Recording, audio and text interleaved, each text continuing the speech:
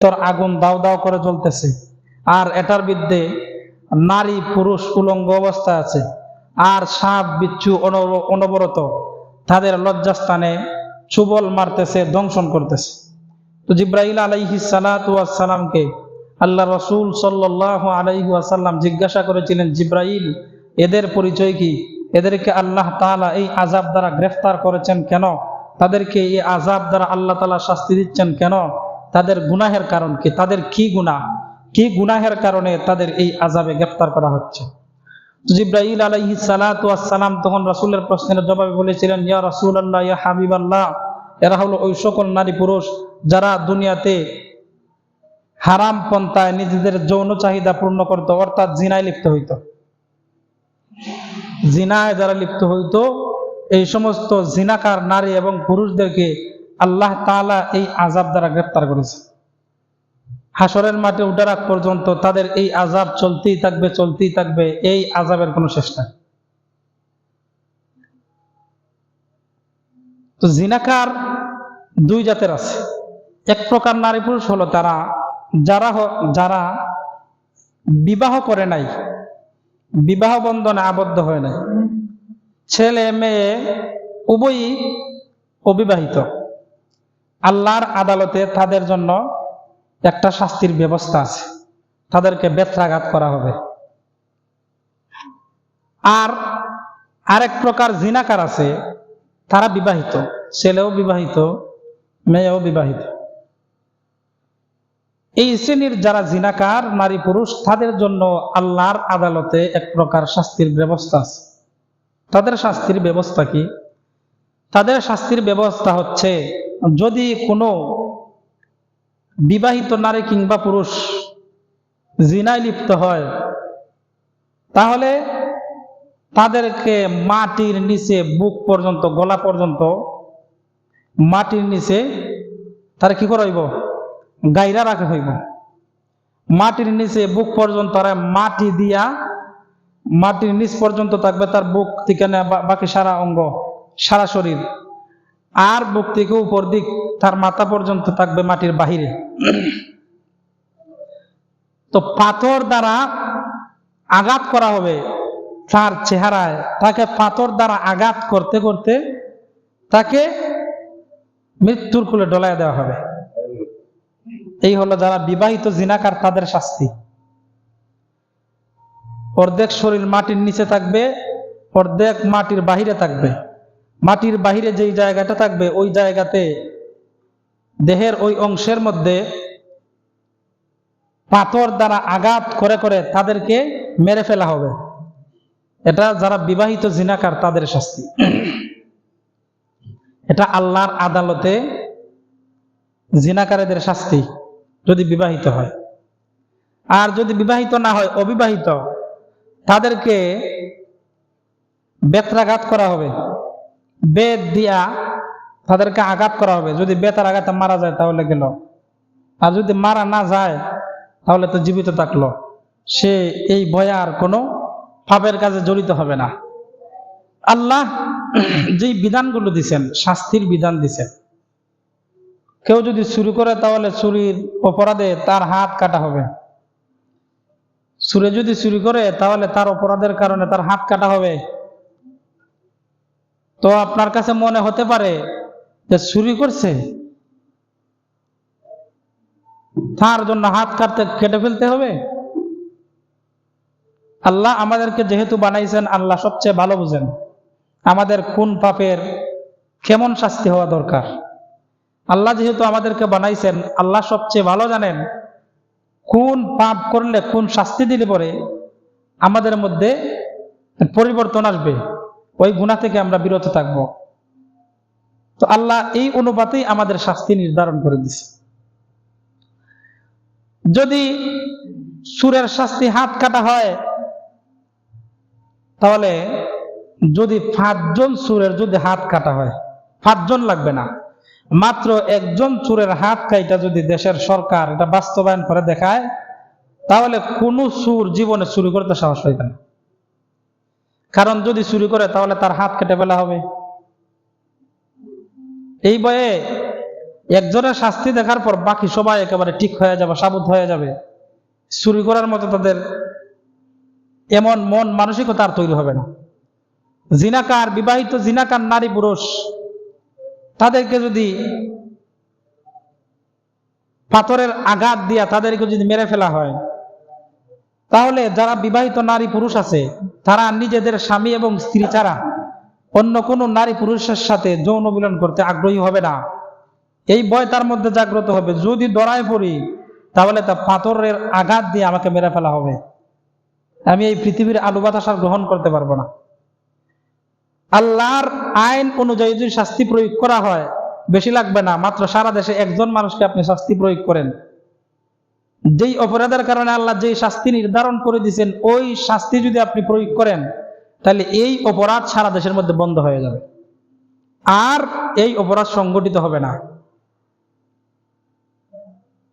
সারা দেশে আপনি 4-5টা এমন শাস্তি যদি প্রয়োগ করেন আল্লাহর বিধান অনুযায়ী, তাহলে ওই সমস্ত খারাপ কাজ দেশের মধ্যে বন্ধ হয়ে যাবে।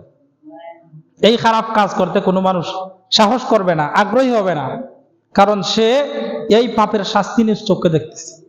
এটা তো হলো দুনিয়ার শাস্তি, আর আখিরাতে তো শাস্তি আছে। এরপর রাসূল আকরাম সাল্লাল্লাহু আলাইহি ওয়াসাল্লাম আরো সামনের দিকে অগ্রসর হইলেন। সামনের দিকে অগ্রসর হয়ে দেখতে পাইলেন এক ব্যক্তি তার বোঝার মধ্যে লাকড়ি ভরতেছে। লাকড়ি তো ভরতেছে, যখন সে এটা তুলতে চাইবে, উত্তোলন করতে যাইবে, নিজের মাথায় নিবে, কিন্তু দেখা যায় সে নিজের মাথায় তুলতে পারতেছে না, এত বার হয়েছে, এত বেশি লাকড়ি ভরছে। ওই ব্যক্তি লাকড়ির বোঝাটা নিচে রাখছে, রাইকা লাকড়ির বোঝা থেকে যে বান দিয়েছিল এটা খুলছে, খুইলা লাকড়ি নামাইবে এখান থেকে, না নামাইয়া সে করতেছে কি আরো লাকড়ি ঢুকাইতেছে, এই বোঝাটা আরো বাড়ি করতেছে, আরো বাড়ি করে আবার বান দিতেছে, আবার সে নিজের মাথায় রাখতে চাইতেছে কিন্তু রাখতে পারতেছে, আবার খুলতেছে, লাকড়ি না কমাই আরো লাকড়ি করতেছে। রাসূল সাল্লাল্লাহু আলাইহি ওয়াসাল্লাম জিব্রাইলকে জিজ্ঞাসা করেন, জিব্রাইল, এর মানে তো আমি বুঝলাম না, সে এমনটা কেন করতেছে? তার তো উচিত ছিল এই লাকড়ির আটা থেকে লাকড়ি খুলবে, খুলে লাকড়ি কমাবে, এরপর সে আবার বোঝা উত্তোলন করে মাথায় তুলবে, তবেই তো সে লাকড়ির বোঝাটা উত্তোলন করতে পারবে, মাথায় নিতে পারবে, কিন্তু সে উল্টাটা করতেছে। তো জিব্রাইল আলাইহিস সালাতু ওয়াস সালাম তখন বলতেছেন, ইয়া রাসূলুল্লাহ, ইয়া হাবিবাল্লাহ, এই ব্যক্তি দুনিয়াতে এমন ভাবে ঋণগ্রস্ত হয়েছে, মানুষ অনেক, তার কাছে অনেক পাওনাদার আছে, অনেক পাওনাদার রয়েছে তার কাছে পায়, অনেকের অনেক হক রয়েছে তার কাছে তারা হক পায়, কিন্তু সে তাদের হক আদায় করবে দূরের কথা, হক তা আদায় করেই না, বরং তো আরো নতুন নতুন সে ঋণ দ্বার বানাইতেছে, আরো নতুন নতুন মানুষের কাছ থেকে ঋণ আনতেছে, আরো নতুন নতুন হকদার তৈরি করতেছে, তাদের হক মাইরা খাইতেছে। যতদিন বাঁচবে এইভাবে বাঁচে, নিজের পাপ কমানোর কোনো তার চিন্তাই নাই, সে দিন দিন তার পাপের বোঝা বাড়াইতেছে। রাসূল সাল্লাল্লাহু আলাইহি ওয়াসাল্লাম আরো সামনের দিকে অগ্রসর হইলেন। কিছু দূর যাওয়ার পর দেখতে পাইলেন একদল মানুষ, তাদের জিহ্বা কেচি দ্বারা কাটা হচ্ছে। যেই মাত্র জিহ্বা কেচি দ্বারা কাটা শেষ, সাথে সাথে আবার তাদের জিহ্বা আগের মতো সম্পূর্ণ স্বাভাবিক সুস্থ অবস্থায় হয়ে যায়, ফিরে আসে। আবার কাটা হলো, সাথে সাথে আবার তাদের জিহ্বা আগের মতোই সুস্থ স্বাভাবিক হয়ে যায়। জিব্রাইল আলাইহিস সালাতু ওয়াস সালামকে নবীজি জিজ্ঞাসা করলেন, এদের পরিচয় কি? তখন জিব্রাইল আলাইহিস সালাতু ওয়াস সালাম বলতেছেন, ইয়া রাসূলুল্লাহ, ইয়া হাবিবাল্লাহ, তারা হল ওই সমস্ত মানুষ যারা দুনিয়াতে মানুষদেরকে উপদেশ দিত, যারা দুনিয়াতে মানুষদেরকে ওয়াজ করত, বক্তা, যারা মানুষদেরকে দুনিয়াতে সৎ পথ দেখাইতো, কিন্তু যেই ওয়াজ মানুষকে করত, যেই সৎ উপদেশ মানুষদেরকে দিত, সে অনুযায়ী অন্যরা আমল করত, কিন্তু সে নিজে আমল করত না। বক্তা সাহেব বয়ান করছে, ফজরের নামাজ পড়লে পরে এই সওয়াব সেই সওয়াব, ফজরের নামাজ পড়লে পরে জাহান্নামের অন্ধকার থেকে মুক্ত পাওয়া যাবে, সব ওয়াজ করছে। বক্তা সাহেব গিয়ে রাত্রে 3টার সময় ঘুমাইছে, কিন্তু ফজরের আজান দিয়া শেষ, রাত্রি শেষ হয়ে গেছে, ফজরের নামাজ পড়ে মানুষ মসজিদ থেকে বাইরে হয়ে গেছে, তার ঘুম থেকে উঠার কোনো খবর নাই। 9টা বাজছে, 10টা বাজছে, 12টার সময় ব্যক্তি ঘুম থেকে উঠছে। তাহলে বলেন তো, ফজরের নামাজের যে সওয়াব, এই সওয়াব সম্পর্কে ওই ব্যক্তি বয়ান করছে, ওয়াজ করছে, কিন্তু সে ফজরের নামাজ আদায় করে নাই। তাহলে আপনারা বলেন, সে কি তাদের অন্তর্ভুক্ত হবে না, যাদের জিহ্বা কাটা হবে? তো তাদের পরিচয় দিচ্ছেন ওই সমস্ত বক্তা, ওই সমস্ত উপদেশ দানকারী ব্যক্তি যারা মানুষকে সৎ কাজের আদেশ দেয়, যারা মানুষকে উত্তম কাজের কথা বলে, যারা মানুষদেরকে সৎ কাজ এগিয়ে দেয়, নিজে ওয়াজ করে, নসিহত করে, কিন্তু নিজে এই কাজের উপর, এই কথার উপর, এই নসিহতের উপর আমল করে না। এ যেহেতু আমল করছে না, মানুষদেরকে উপদেশ দিছে, নিজে আমল করে নাই, এজন্য তার জিহ্বা কাটা হইতেছে। আমাদের সমাজে এমন অনেক মানুষ পাইবেন, এমন অনেক বক্তা পাইবেন, এমন অনেক মুরব্বী পাইবেন, এমন অনেক মাথাওয়ালা লোক পাইবেন, মানুষদেরকে ভালো কাজের আদেশ দেয়, কিন্তু নিজে ভালো কাজের দ্বারদারি নাই। মানুষকে বলবে, ভাই আসেন নামাজে আসেন, আমরা নামাজ যাই, নামাজ পড়লে বহুত ফায়দা, নামাজের এই ফায়দা সেই ফায়দা, সে বলে মানুষদেরকে নামাজে নিয়ে আসে, কিন্তু দেখা যায় কয়েকদিন পর তার নামাজের কোনো খবর নাই। মানুষদেরকে নসিহত করবে, ভাই হিংসা করবেন না, মানুষের গীবত করবেন না, মানুষের পিছে লাগবেন না, পরনিন্দা করবেন না, মানুষের ক্ষতি করতে চাইবেন না, এ সমস্ত কাজ ভালো না, কিন্তু দেখা যায় হ্যাঁ নিজেই সমস্ত কাজ করে। এরকম মানুষ আমাদের সমাজে আসেনি, আছে না? আছে।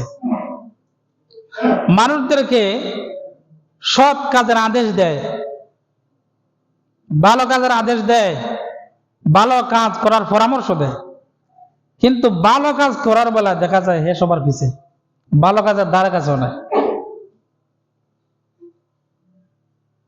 যখন কেউ ঝগড়া লাগে তখন বলে, ভাই ঝগড়া যেটি করবেন না, এটা ভালো কাজ না, এটা মন্দ কাজ, আসেন আমরা ঝগড়া থেকে বিরত হই।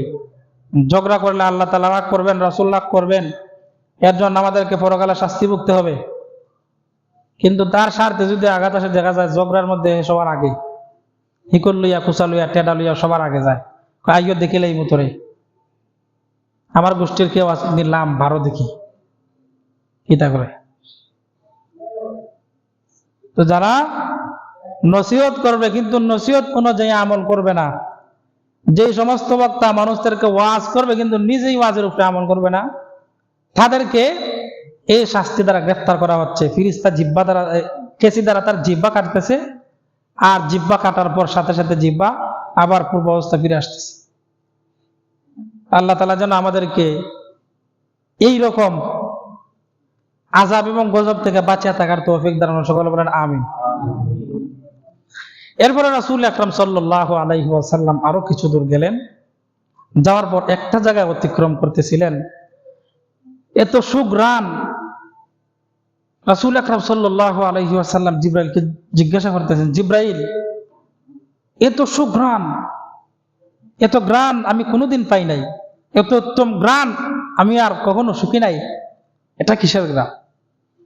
জিবরাইল আলাইহিস সালাতু ওয়াস সালাম নবীজিকে বলতেছেন, ইয়া রাসূলুল্লাহ, ইয়া হাবিবাল্লাহ, আপনি যে জায়গাটা অতিক্রম করতেছেন, আপনি যে ঘ্রাণটা পাইতেছেন, এটা হলো জান্নাতি সুঘ্রাণ।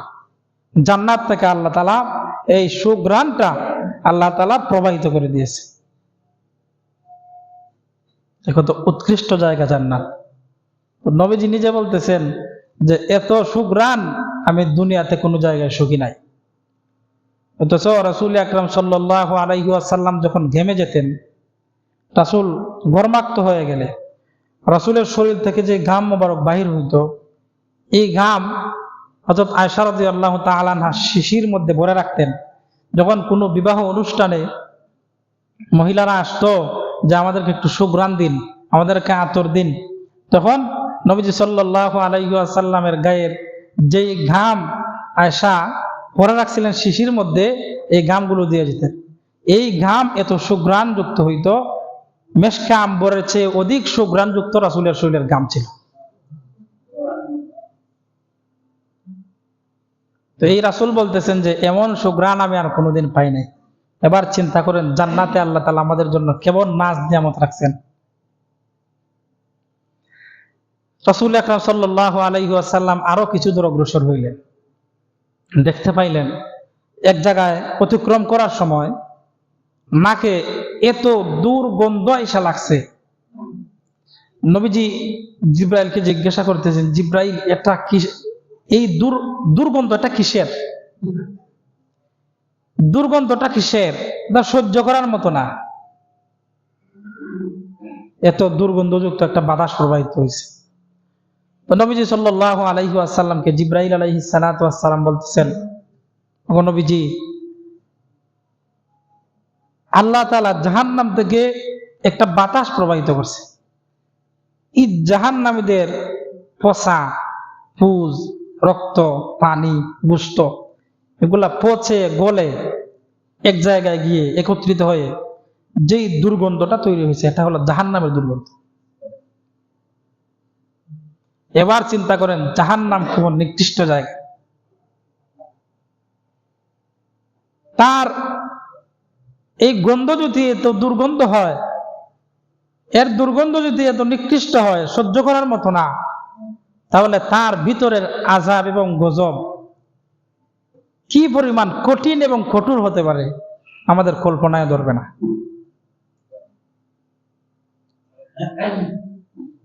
মানুষের কল্পনা শক্তি এমন, মুহূর্তের মধ্যে নিজে বাদশাহ, রাজা সবকিছু হয়ে যাইতে পারে। মুহূর্তের মধ্যে নিজেকে অনেক কিছু ভাবতে পারে কল্পনা শক্তির দ্বারা। জাহান্নামের আযাব এবং গজব এমন, এটা মানুষ কল্পনাও করতে পারবে না কেমন কঠিন এর মধ্যে আল্লাহ তাআলা শাস্তি রাখছে। দুনিয়ার মধ্যে যতভাবে মানুষকে কষ্ট দেওয়া যায়, অন্যকে কষ্ট দেওয়া যায়, এর সবচেয়ে নিম্ন পর্যায়ে হচ্ছে মানুষকে কষ্টদায়ক কথা বলা।